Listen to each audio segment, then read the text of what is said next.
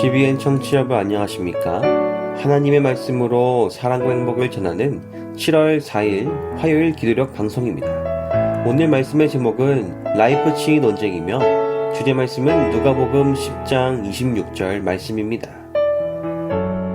예수께서 대답하셨다. 하나님의 율법에 어떻게 기록되어 있느냐? 너는 그것을 어떻게 해석하느냐? 누가복음 10장 26절. 찬미가 445장 아버지여 나에게 기도하는 방법과를 들으시고 함께 말씀 나누겠습니다.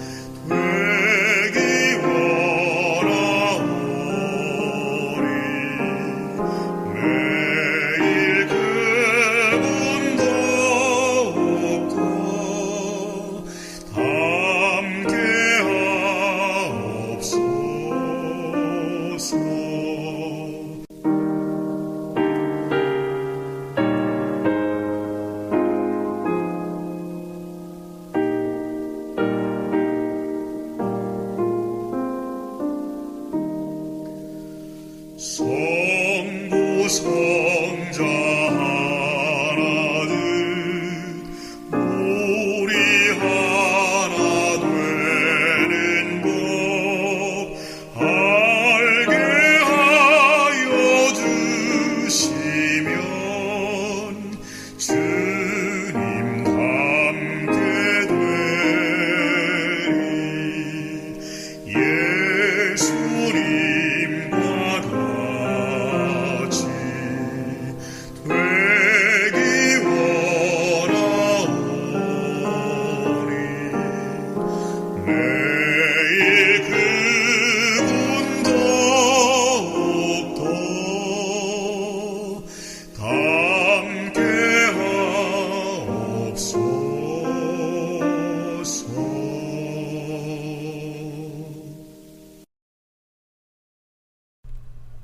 의견이 다른 사람과 논쟁을 벌인 적이 있는가? 합의점에 이르지 못하면 논쟁은 끝도 없이 이어진다. 역사상 가장 위대한 논쟁 가운데 하나인 루터의 1519년 라이프치히 논쟁이 그랬다. 신교도와 로마 가톨릭 사이의 긴장이 고조되던 때였다. 몇 번의 대화 끝에 그들은 독일 라이프치히에서 토론을 벌이기로 했다. 6월 27일로 날짜를 정하고 요한 에크가 로마 가톨릭 교회를 변호했고 안드레아스 카르슈타트가 비텐베르크 신교도 편에 섰다. 에크는 탁월한 언변으로 청중에게 호소했다. 카르슈타트가 말한 내용은 좋았지만 호소력이 약했다. 여러 차례 입지를 쌓은 에크는 이제 루터가 직접 나타날 차례라고 생각했다. 1519년 7월 4일 독일 역사상 가장 위대한 토론이 막을 올렸다. 이것이 인생의 매우 중요한 순간이 될 것임을 루터는 알고 있었다. 이 토론에서 밀리면 수많은 것을 잃어버릴 참이었다. 공통점이라고는 찾아볼 수 없는 두 논객은 결코 합의점에 이르지 못했다. 루터는 성경에 충실했고 에크는 성경을 뒤틀어 교황과 가톨릭 전통을 비호하는 데 열중했다. 이들의 논쟁은 7월 14일이 되어서야 끝났고 여러 편견과 성경을 해석하는 상충된 의견 탓에 청중도 분열됐다. 여기서 우리는 중요한 교훈을 얻는다. 첫째, 언변이 뛰어난 사람이나 논쟁에서 승리를 거두는 사람이 항상 진리와 친근한 사람은 아니라는 점이다. 웅변수를 발휘해 빈약한 논리와 왜곡된 정보를 덮는 일은 흔히 있다.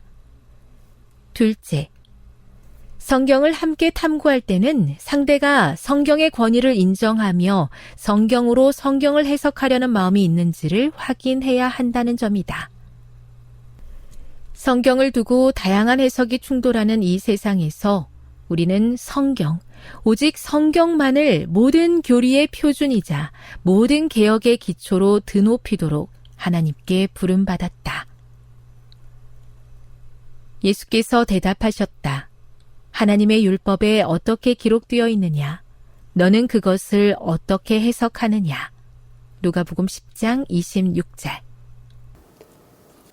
오늘 기도록의 라이프치히 논쟁은 1519년 한때 친구였던 로마 카톨릭의 신학자 요한 에크와 마르틴 루터 사이에 일어났었던 아주 유명한 논쟁이었습니다.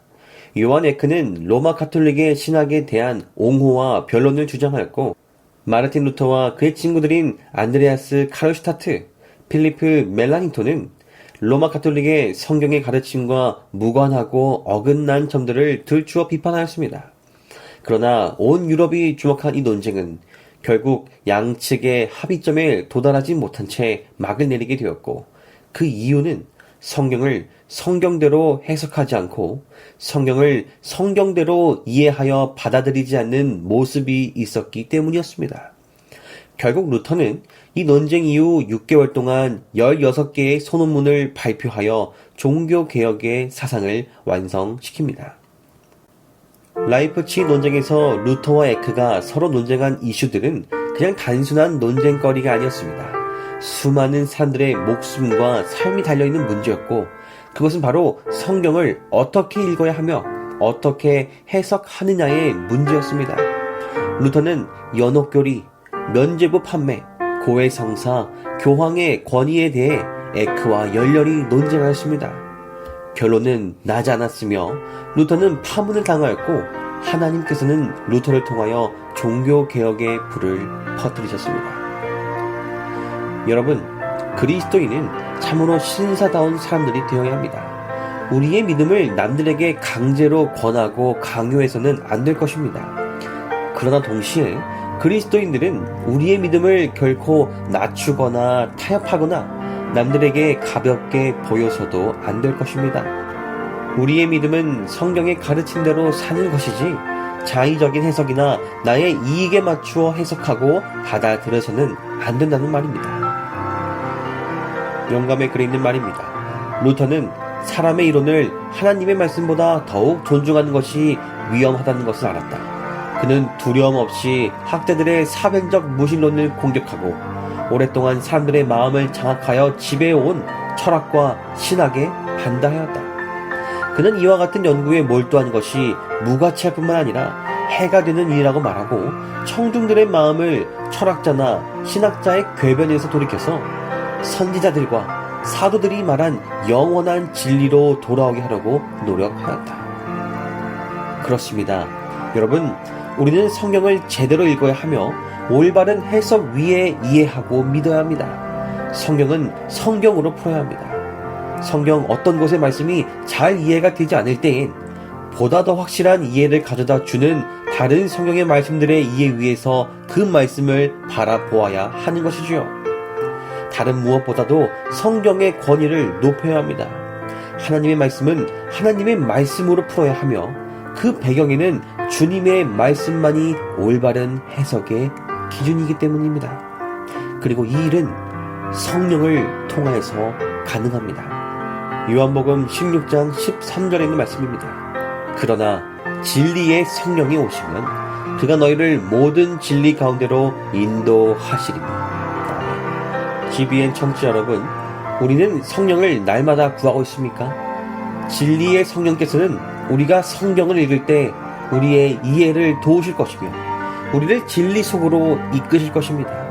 바로 이때 우리는 성경을 올바르게 읽을 수 있을 것이며 제대로 된 이해 속에서 올바른 믿음을 갖고 살아갈 수 있을 것입니다.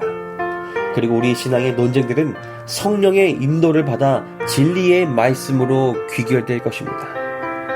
기도하시겠습니다.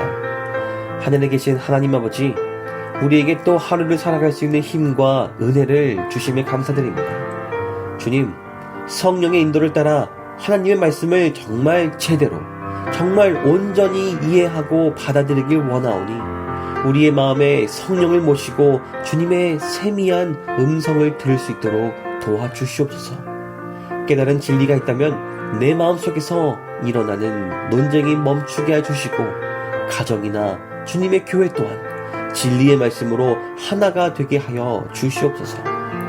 오늘은 튀르키예의 정효수, 김윤주 선교사 가정을 위해 기도드립니다. 이들이 먼 타지에서 주님의 복음을 전할 때에 사람들의 마음이 동하여 더 많은 이들이 주님께 돌아오도록 인도하여 주시고 이를 통해 진실되고 주님의 재림을 기다리는 소그룹들과 가정들이 보다 더 많이 나타날 수 있도록 주님의 축복이 튀르키예에서 선교하는 이 가정과 또 다른 이들의 가정에도 함께하여 주시옵기를 예수 그리스도 이름으로 기도드립니다.